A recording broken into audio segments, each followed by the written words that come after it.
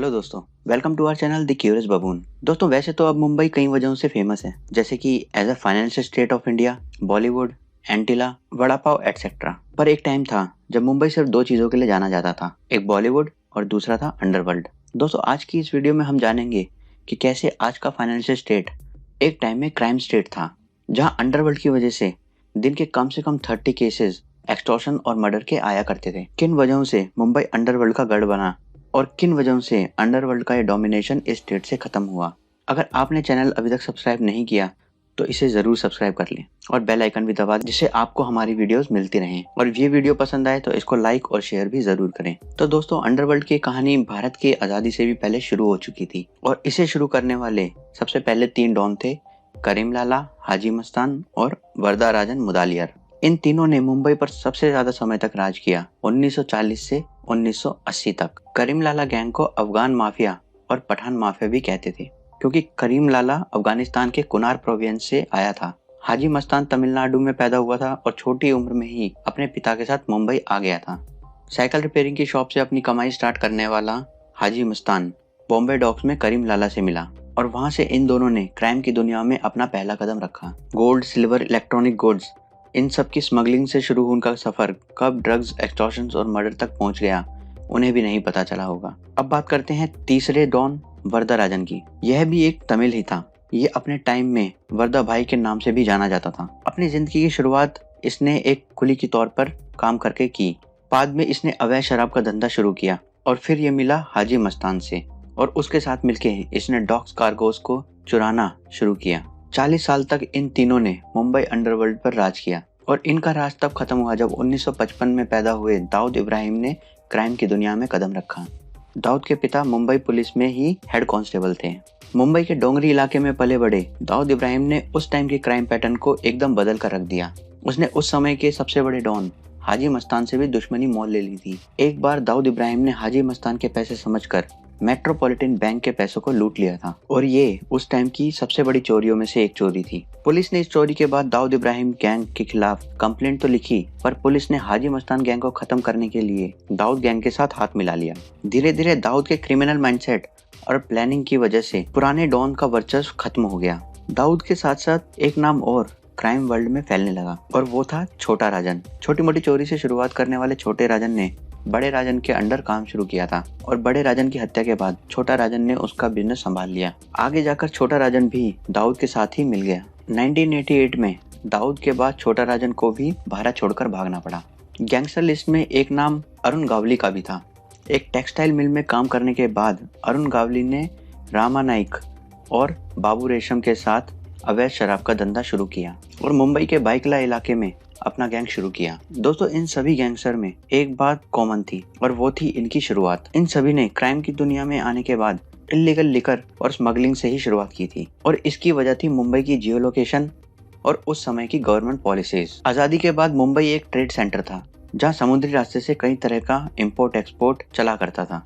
Local goods को support करने के लिए गवर्नमेंट ने इम्पोर्ट पर कई तरह के रिस्ट्रिक्शंस लगा रखे थे, जिसमें कई तरह के electronic goods, luxurious goods, fashion goods etcetera शामिल थे और इसी वजह से शुरू हुई इन प्रोडक्ट्स की स्मगलिंग। उस समय गुजरात और महाराष्ट्र एक ही राज्य हुआ करता था, जिसमें गवर्नमेंट पॉलिसीज के अकॉर्डिंग शराब को बेचना या कंज्यूम करना इलीगल था और वो इसलिए था क्योंकि गांधी जी किसी भी प्रकार के इंटॉक्सिकेंट प्रोडक्ट्स के सख्त खिलाफ थे और ये राज्य गांधी जी की जन्मभूमि थी।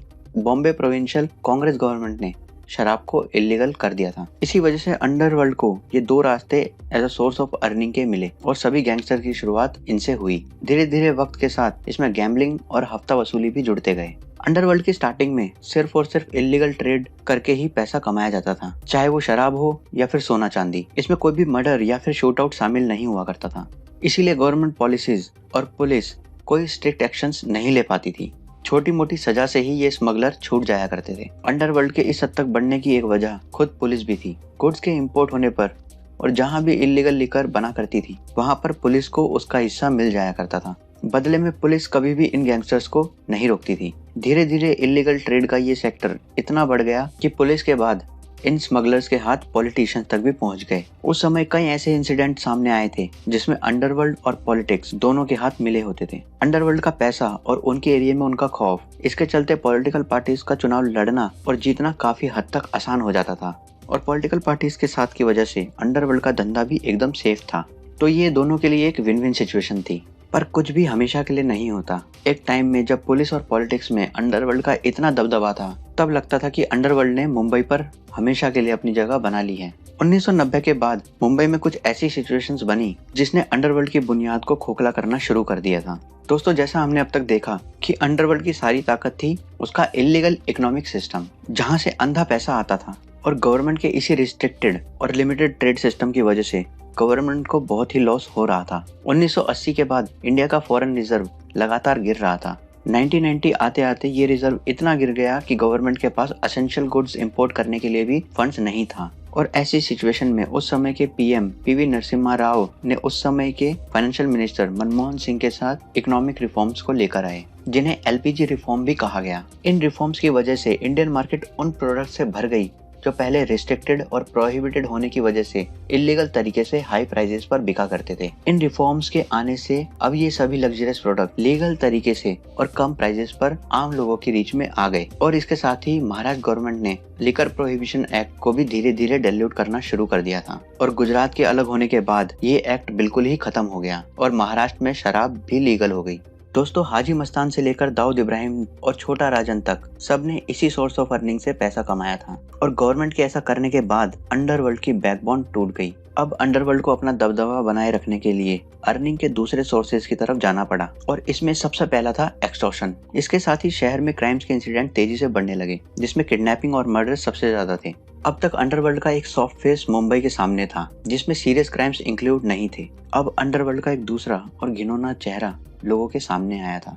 इन रिफॉर्म्स की वजह से होने वाले नुकसान की भरपाई के लिए अंडरवर्ल्ड ने तेजी से ऐसे सीरियस क्राइम्स करने शुरू कर दिए थे, जिनकी वजह से हर दिन कम से कम 30 केसेस एक्सटॉर्शन और मर्डर्स के आने लगे। अंडरवर्ल्ड के निशाने पर अब बिल्डर्स, बिजनेसमैन और बॉलीवुड से जुड़े लोग थे, जो उन्हें एक्सटॉर्शन मनी दे सकते थे। और इसी दौरान अंडरवर्ल्ड के थ्रू गुलशन कुमार की हत्या कर दी गई। और इस इवेंट के बाद टॉप क्लासेस सिटीजन्स ने अंडरवर्ल्ड के खिलाफ पुलिस और पॉलिटिशियंस पर प्रेशर बनाना शुरू कर दिया। एक तरफ जहां अंडरवर्ल्ड अपनी इनकम क्राइसिस की वजह से पॉलिटिक्स को कंट्रोल नहीं कर पा रहा था, वहीं दूसरी तरफ इन टॉप क्लास सिटीजन्स का प्रेशर पुलिस और पॉलिटिशियंस पर बढ़ता जा रहा था। दाऊद इब्राहिम और छोटा राजन के बाहर जाने के बाद इनके कनेक्शन टेररिस्ट ऑर्गेनाइजेशन के साथ भी होने लगे। 1992 में बाबरी मस्जिद के गिरने के बाद जो धार्मिक दंगे देश भर में हुए, उससे मुंबई भी बचा नहीं था। और इसके बाद 1993 में आईएसआई ने दाऊद इब्राहिम के थ्रू मुंबई में सीरियल ब्लास्ट करवाए, और यही आखिरी वजह बनी जिसकी वजह से अंडरवर्ल्ड का दबदबा मुंबई से लगभग खत्म होने लगा।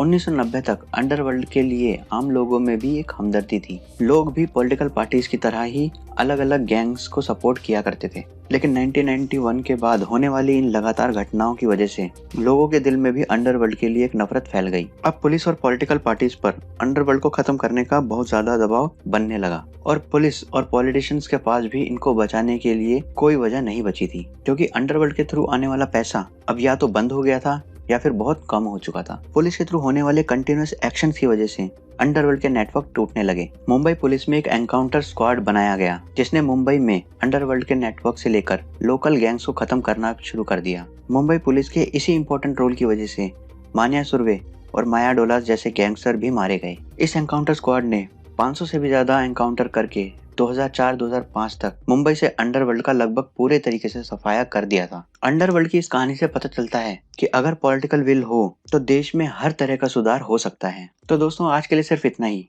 आपको ये वीडियो कैसी लगी कमेंट में हमें अपने ओपिनियन जरूर बताएं। वीडियो को लाइक और शेयर, और साथ ही में चैनल को सब्सक्राइब और बेल आइकन भी दबा दें। Thanks for watching. मिलते हैं नेक्स्ट वीडियो में।